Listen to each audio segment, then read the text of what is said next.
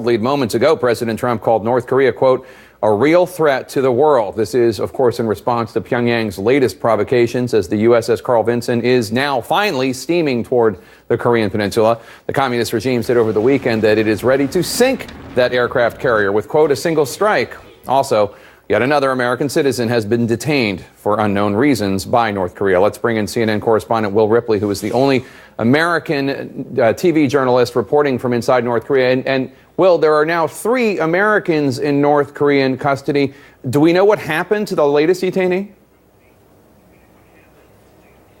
Yeah, his name is Tony Kim, and he was a visiting professor at the Pyongyang University of Science and Technology. It's a school that often brings in foreign teachers, including Americans, to teach North Korean students funded by donations from the West. And apparently, after this teaching assignment ended, he was at the airport just steps away from boarding his flight when, as North Korean authorities have done in the case of other detainees, they pulled him aside, took him to an unknown location, and we still don't know where he is right now or what charges he's facing.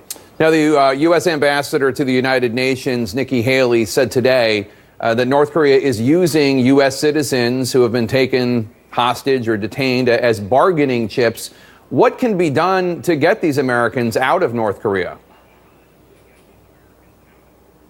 Yeah, well, you think about the other 2 Americans who are being held right now. Otto Warmbier, the University of Virginia student who is serving a 15-year sentence of hard labor for taking a political sign off the wall of the hotel and putting it on the ground. There's another American citizen, Kim Dong-chul, who is serving 10 years hard labor on espionage charges. The State Department warns that the North Korea, especially right now, they consider this wartime law when dealing with the United States. So there's a real risk of undue prosecution and punishment, according to the State Department, if you are detained here in North Korea.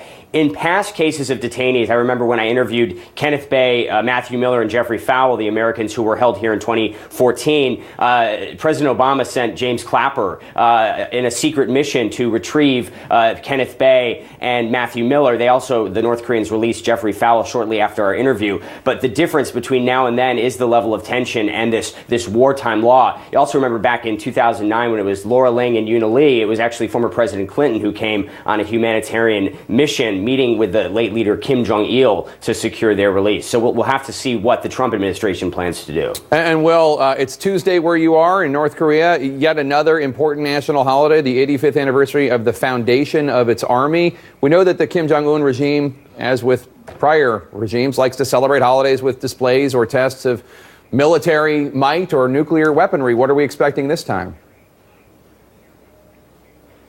Well, it's anyone's guess, isn't it? Because there was a lot of speculation and looking at the satellite images of North Korea's nuclear test site leading up to their last big holiday on April 15th, the Day of the Sun, that Kim Jong-un, the leader, could push the button on that 6th nuclear test, which didn't happen. He did attempt to launch a missile. That missile launch attempt failed. I wouldn't be surprised to see pretty much anything from a missile launch to the possibility of a nuclear test, even though it's interesting, the latest satellite images show what looked like volleyball tournaments happening at the nuclear test site. It could be that they have moved down their status from imminent test to standby mode, or it could be an attempt to deceive the outside world and try to keep everybody guessing about what Kim's next move will be. But certainly on important holidays, provocative actions, shows of force are something that North Korea has been known to do, so we'll have to monitor the situation here. All right, Will Ripley live from Pyongyang, North Korea for us. Thank you so much.